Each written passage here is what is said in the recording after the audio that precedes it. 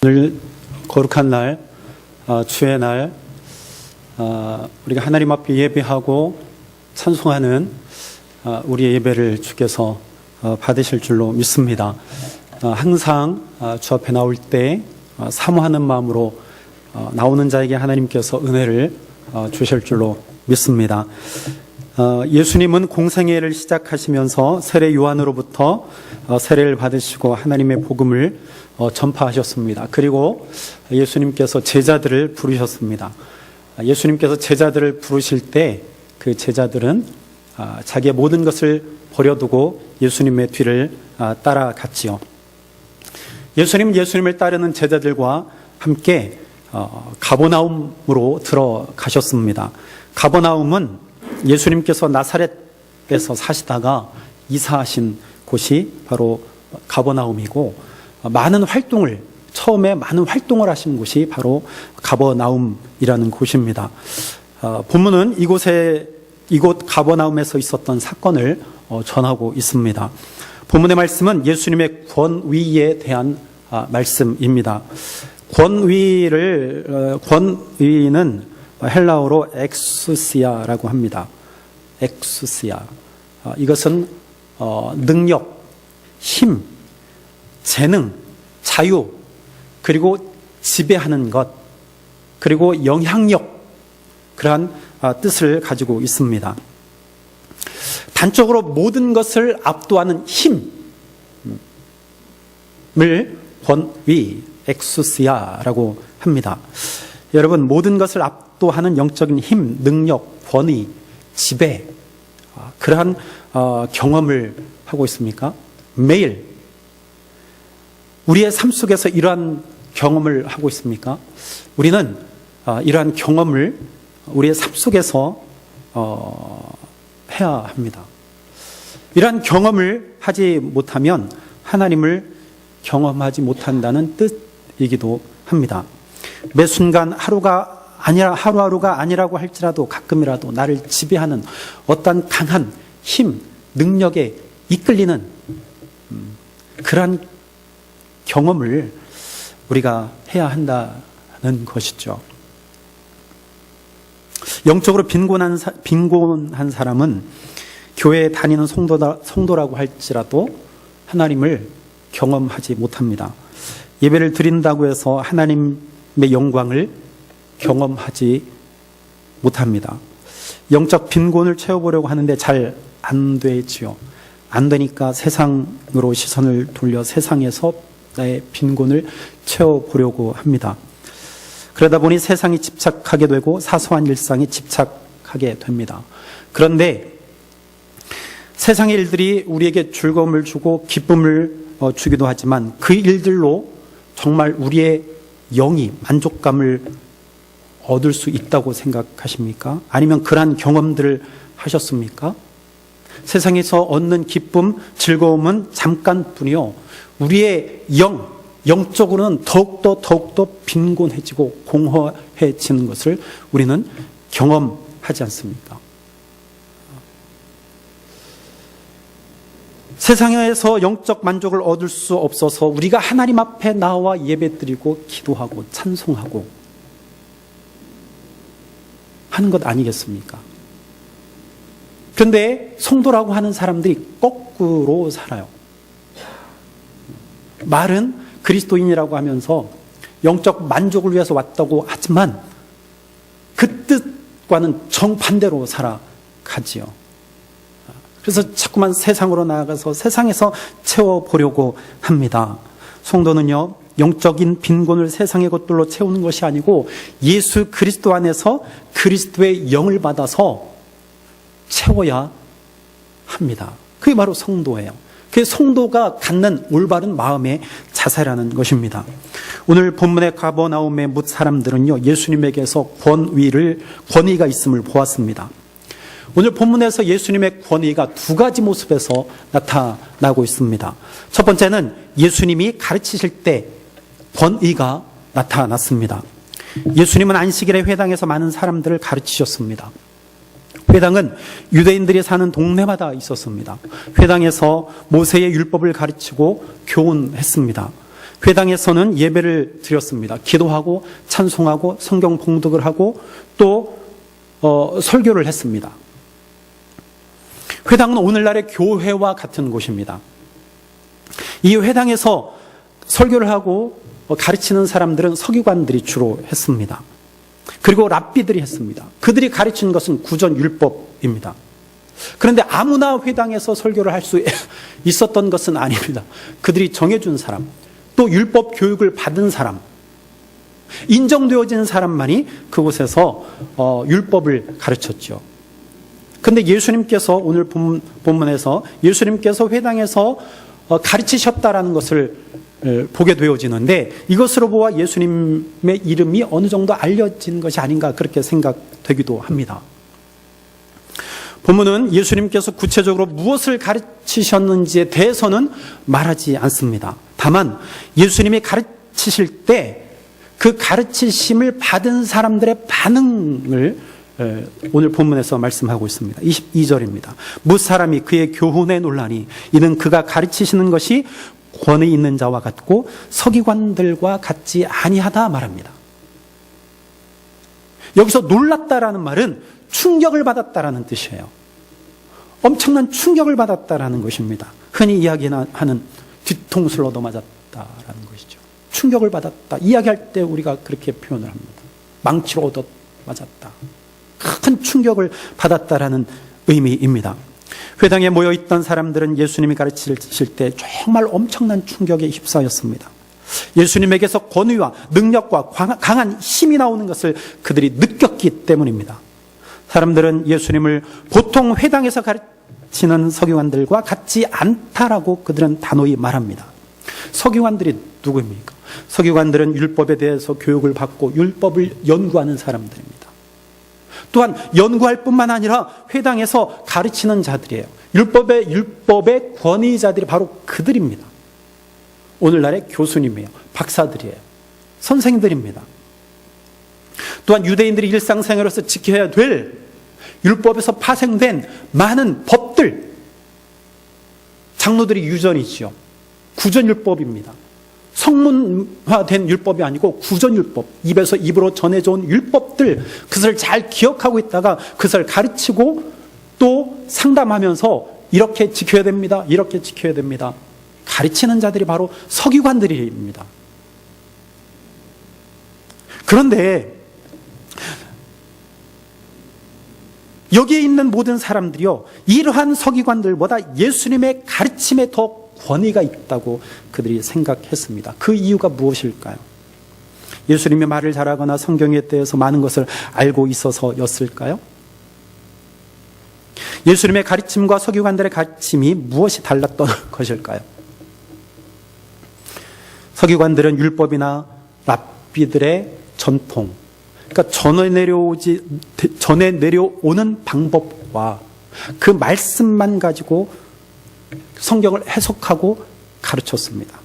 그러나 예수님의 가르침은 그것과 달랐다는 것이죠. 새로운 눈으로 성경을 보고 새로운 관점으로 구약의 성경들을 해석하셨습니다.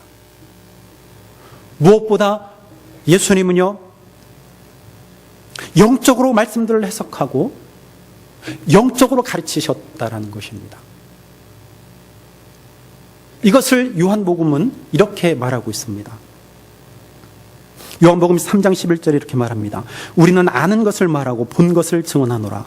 그러나 너희가 우리의 증언을 받지 아니하노라.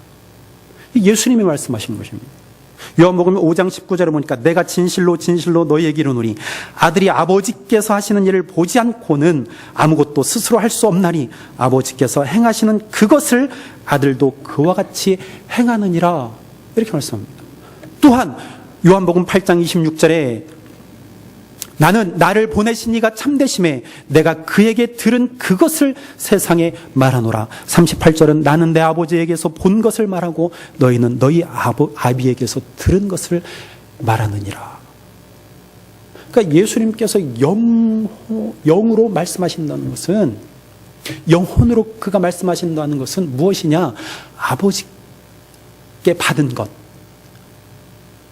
아버지와 함께 있을 때 본 것, 들은 것, 그것을 말하고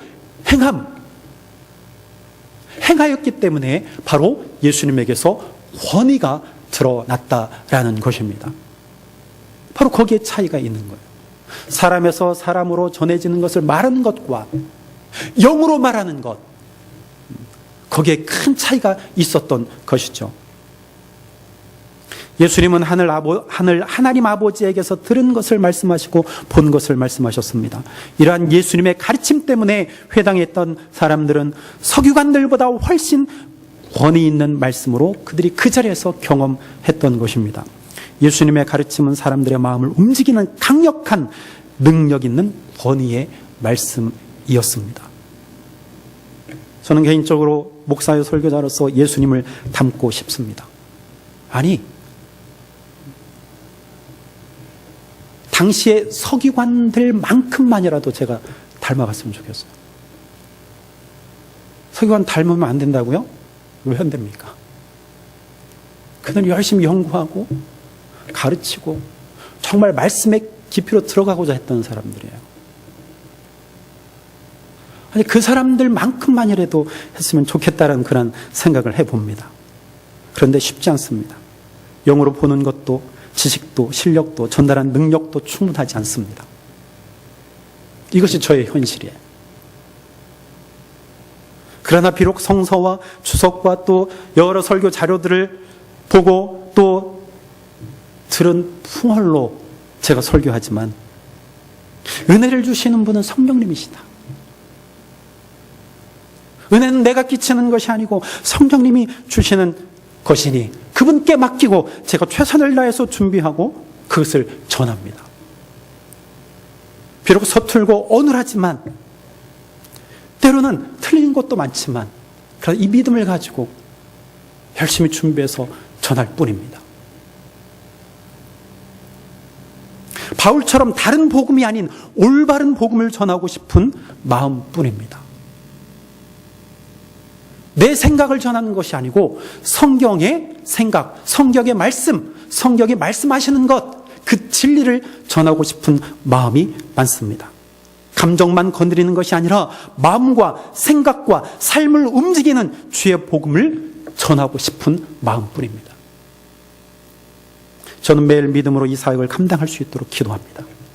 매일 새벽에 나와서 말씀의 기도를 하면서 이런 기도를 해요.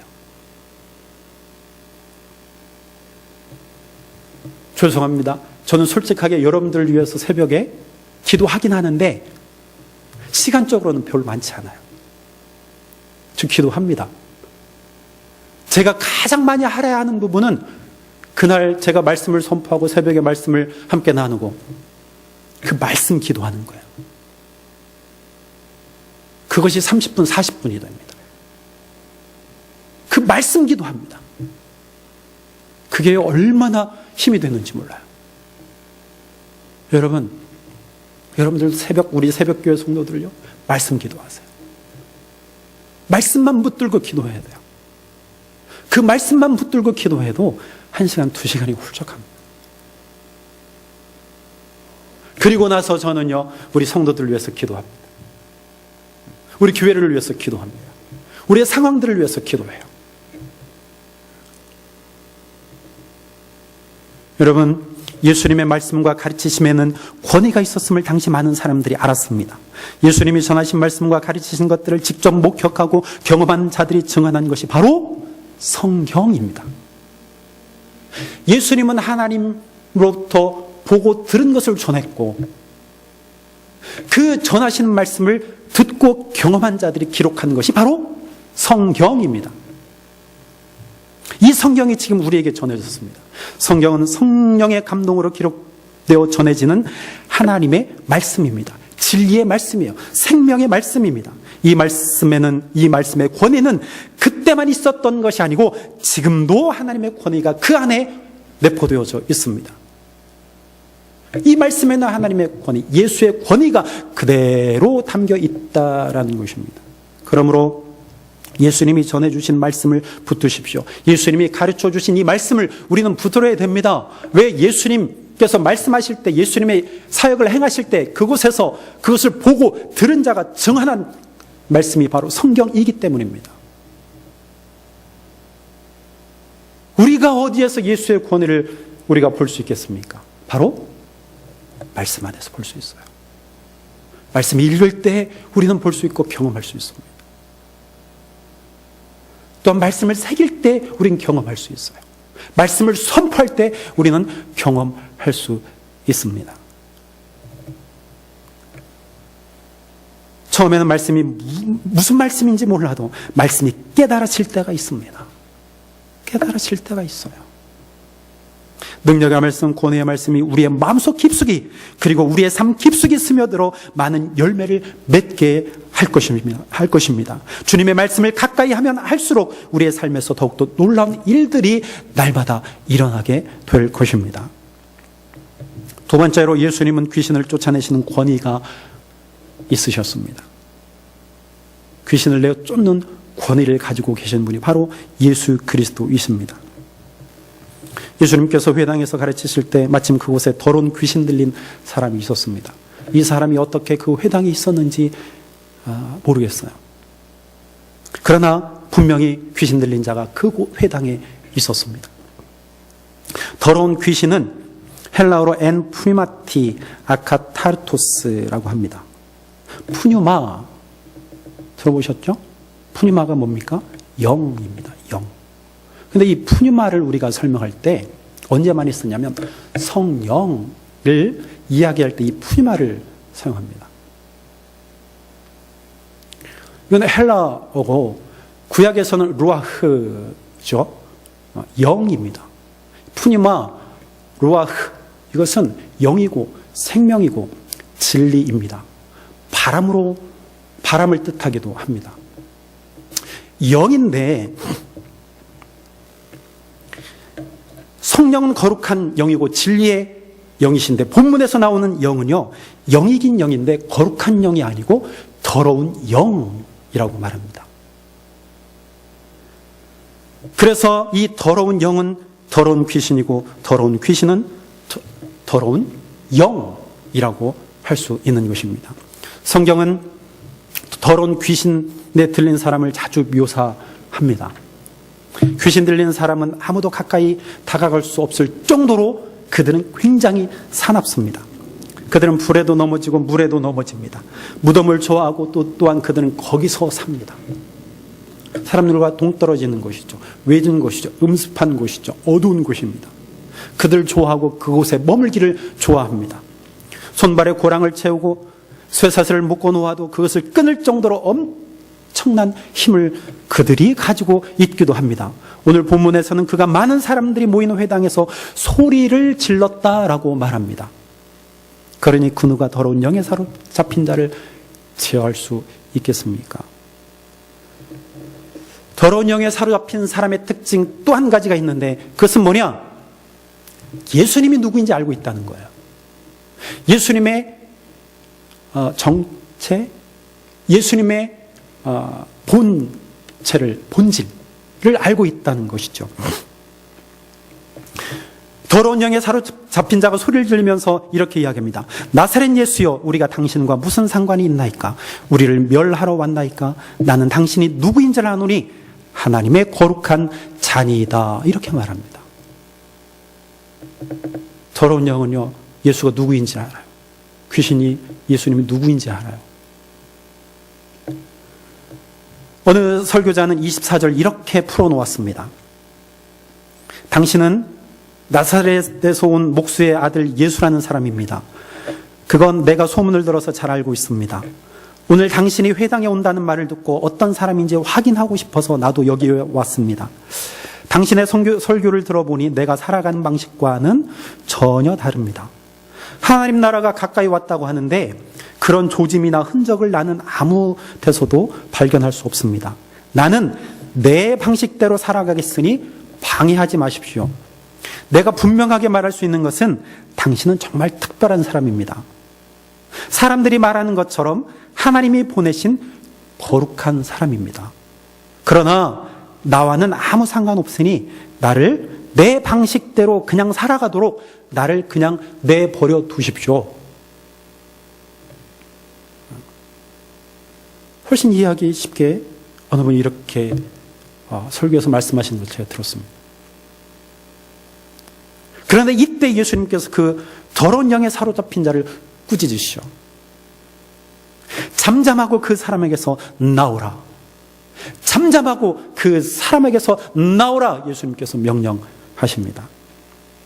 천하보다 귀한 사람을 자기의 소유인 것처럼 지배하고 있던 더러운 영은 이제 끝났다라는 뜻입니다. 예수님은 귀신에게 당장 떠나라고 명령하셨습니다. 더러운 귀신이 그 사람에게서 경련을 일으키고 큰 소리를 지르며 떠나갔습니다. 죄의 발악을 하면서 귀신이 떠나간 것이죠. 더러운 영이 떠나가고 그 사람은 온전하게 회복되었습니다. 더러운 영이 떠나가는 것을 목격한 회당에 모였던 많은 사람들은 다 놀라 서로 이야기했습니다. 이는 어찌 미냐? 권위 있는 새 교훈이로다. 더러운 귀신들에게 명한 즉 순종하는도다. 권위 있는 새 교훈이로다. 많은 사람들이 이렇게 서로 이야기했습니다. 여러분, 더러운 귀신은 더러운 영이라고 말씀드렸습니다. 성경은 더러운 영에 사로잡힌 것이 무엇인지에 대해서 설명합니다. 나는 귀신 들리지 않았다라고 생각하시나요? 나는 소리를 지르지 않으니까 난 괜찮다고 생각하시나요? 난 무덤을 싫어하니까 괜찮다고 생각하시나요?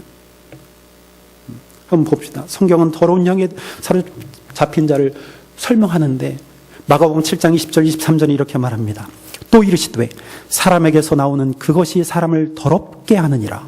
속에서 곧 사람의 마음에서 나오는 것은 악한 생각, 곧 음란과 도둑질과 살인과 간음과 탐욕과 악독과 속임과 음탕과 질투와 비방과 교만과 우매함이니 이 모든 악한 것이 다 속에서 나와서 사람을 더럽게 하느니라.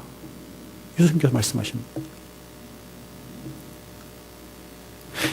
이와 같은 더러운 영은 우리 안에 앉아서 우리를 지배합니다. 그래서 결국 우리의 삶을 황폐하게 만듭니다. 서로의 관계를 깨뜨리고 가족을 해체하며 나라의 평화를 해칩니다. 교회에서도 동일한 모습들이 나타나죠. 더러운 영에 사로잡힌 자들에 의해서 교회의 평화가 깨집니다. 자기의 확고한 생각과 의견을 관철시키기 위해서 무던히도 애를 씁니다. 하다가 안 되면 분을 내고 소리를 높입니다. 그래도 안 되면 당을 짓습니다. 교회 공동체가 세상의 단체보다 못한 곳이 참 많습니다. 이와 같은 모든 현상은 더러운 영이 지배하고 있다는 것을 보여주고 있는 것입니다.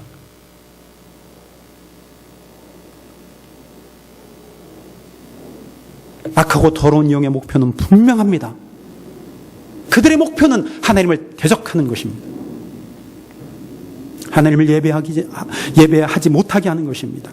하나님을 경외하지 못하게 하고 그분의 이름을 부르지 못하게 하는 것입니다. 서로 사랑하지 못하게 하고 서로 화목하지 못하게 하고 화목하고 화평하는 것을 싫어합니다. 부수고 깨뜨리고 소리 지르고 비방합니다. 속이고 음란하고 교만합니다. 정말 하나님이 싫어하시는 것만 골라서 하도록 우리를 조종합니다. 내 방식대로 살아가고 싶으니 날 좀 내버려 두라고 소리를 지릅니다. 여러분, 그리스도인들은 이러한 더러운 영의 지배에서 벗어나야 합니다. 삶을 파괴하는 악하고 더러운 힘으로부터 우리는 벗어나야 합니다. 어떻게 가능할까요? 본문에 귀신 들린 자는 예수님을 향하여 나는 당신이 누구인 줄 아노니 하나님의 거룩한 자입니다 라고 소리칩니다. 당신은 하나님의 거룩한 자입니다. 그렇습니다. 더러운 영을 쫓아낼 수 있는 분은 오직 거룩하신 예수 그리스도 한 분뿐입니다. 거룩하신 예수님께서 더러운 영을 꾸짖었을 때 경련을 일으키고 큰 소리를 지르며 그는 쫓겨났습니다. 더러운 영은 거룩한 분과 함께 할 수 없는 것이죠. 더러운 영이 쫓겨난 후에 그 사람은 온전한 사람이 되었습니다. 더러운 영의 지배로부터 벗어나 자유하게 되었습니다. 거룩한 영이신 예수 그리스도 안에서 새 영을 받아 새 사람이 되었습니다. 영혼을 빈곤하게 하며 파괴하는 더러운 영으로부터 벗어날 수 있는 것은 거룩하시고 권위가 있으시고 능력을 가지신 예수 그리스도를 참되게 만날 때 가능합니다. 참되게 만나면 없다라는 것이 무슨 뜻일까요? 바로 예수님의 생명의 구주이심을 내가 믿는 거예요. 하늘 아버지의 권위를 가진 예수님 안에 있을 때 비로소 더러운 영의 지배로부터 우리는 벗어날 수 있습니다. 더 이상 그들의 지배를 우리가 받지 않습니다. 더러운 영은 예수님을 향하여 당신 나와 상관없이 날 좀 내버려 두라고 했습니다. 우리가 예수님과 상관 있게 살면 예수님과 상관이 없는 더러운 영이 우리로부터 떠나가게 될 줄로 믿습니다. 우리는 더러운 영이 쫓겨날 때 일으키는 경련, 그것을 우리는 이겨내야 합니다. 아니, 예수님께서 우리를 이기게 하실 것입니다. 세상 향락과 즐거움을 우리가 끊어낼 때 일어나는 경련이 있을 거예요. 세상의 즐거움들, 세상의 기쁨들, 세상에 좋아하는 것들 얼마나 좋아요. 그러나 우리가 예수 믿는 그 순간 우리는 그 모든 것들을 끊어내야 됩니다. 우리를 지배하려고 하는 세상의 것들, 악한 것들, 물질들, 명예들, 향락들, 내 몸을 즐겁게 하는 것들, 오늘 말씀처럼 세상의 것들, 그걸 끊어낼 때요, 우리의 삶 가운데 경련을 일으키게 해요. 두려움이죠. 내가 이거 없으면 죽을 것 같은 것. 그 경련을 일으키는 거예요. 마치 금단 현상 같은 것이죠. 마약 사범들을 몇 년 동안 치료하고 난 다음에 몇 년 동안, 몇 년이 흐른 이후에도 마약 그 소리만 들어도 몸이 달라진다잖아요. 몸이 반응한다잖아요. 여러분, 우리가 예수 믿고 하나님의 자녀로 살지만 세상은 끊임없이 우리를 지배하려 합니다. 악한 영들은, 더러운 영들은 우리를 지배하려 합니다. 세상이 더 좋다고 우리를 부릅니다. 우리는 그 경련을 이겨내야 합니다. 예수님께서 이기게 하실 줄로 믿습니다. 여전히 우리는 더러운 영이 지배하는 이 시대에 살아가고 있습니다. 무엇이 옳고 그른지 가치관이 혼란한 시대에 살아가고 있습니다. 그러나 두려워하지 마십시오. 예수 안에 있는 자는 더러운 영이 지배하지 못합니다. 육신을 따르는 자는 육신의 일을, 영을 따르는 자는 영의 일을 생각하나니 육신의 생각은 사망이요 영의 생각은 생명과 평안이니라. 우리에게 말씀합니다. 하나님의 아들이시고 거룩한 영이시고 권위의 예수님을 따르며 그분의 다스림 아래서 영생의 영원한 생명으로 살아가는 저 여러분들이 되기를 바랍니다. 정말 우리가 예배 드리면서도 그 예수의 생명에 우리는 집중해야 돼요. 거저 왔다 거저 가는 심령 되지 않기를 바랍니다. 내가 무엇을 예배하고 내가 무엇 때문에 내가 예배에 참석하는지 모르고 사는 그러한 그리스도인이 아니요, 내가 예배 드리는 목적이 분명해야 돼요. 하나님께 나아가는 목적이 분명해야 됩니다. 왜 하나님이 예수를 통해서 나를 부르셨는지 분명히 알고 깨달아야 됩니다. 그거 알지 못하면요, 우리는 더러운 영에 지배받습니다. 내가 늘 하나님의 말씀으로 내 삶을 돌아보지 않으면 내가 소리 지르는 자가 돼요. 내가 교만한 자가 됩니다. 하나님을 모욕하는 자가 돼요. 하나님이 사랑하시는 그 한 심령을 내가 날마다 비방하는 자가 되고 맙니다. 거기에서 내 신앙이 어떻게 살아겠어요? 어떻게 나의 신앙이 살아겠습니까? 내 믿음이 살아겠습니까? 자라지 않습니다. 자랄 수가 없어요. 왜? 더러운 영이 나의 마음을 붙들고 있기 때문입니다. 여러분, 세상을 보십시오. 더러운 영들이 지배하는 것들이 얼마나 많이 보입니까? 나라와 나라 사이에, 또 정치하는 사람들 사이에. 우리의 삶은 그렇지 않습니까? 여러분, 우리 교회 사업하시는 분들이 많은데요, 더러운 영에 사로잡히지 않게 되기를 바랍니다. 더러운 영에 사로잡힌 자는요, 자기 직원들을 학대합니다. 때린다고 그게 학대가 아니에요. 정당하게 그들을 보호하시고 정당하게 그들을 대접하십시오. 법적 테두리 안에서 그들 존중하십시오. 쉽게 이야기해서 우리 교회 뭐 그런 일 없겠지만 월급 떼어먹는 악덕 기업주 되지 않게 되기를 바랍니다.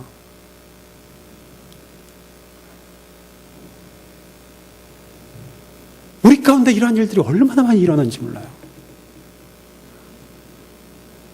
여러분, 오늘 우리에게 주신 이 귀한 말씀을 새겨 들읍시다. 예수님께 참된 권위가 있습니다. 예수님이 가르쳐 주시고 전하시고 선포하신 이 말씀에 예수님의 권위가 있습니다. 예수님은 더러운 영을 결박하고 멸하시는 권위를 가지고 계신 분입니다. 우리가 나의 생명 되시는 예수 그리스도 안에 우리가 머물러 있어서 그 생명으로 살면 우리는 절대로 더러운 영에 지배받지 않습니다.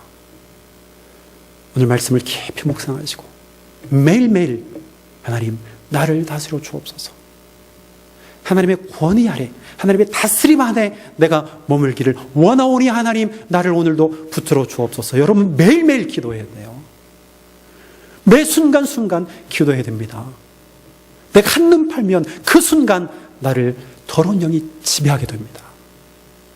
그 더러운 영의 지배에 받지 않고 예수님의 지배를 받아 영원한 생명 가운데 날마다 사는 저와 여러분들이 되기를 주의 이름으로 축원합니다. 기도하겠습니다.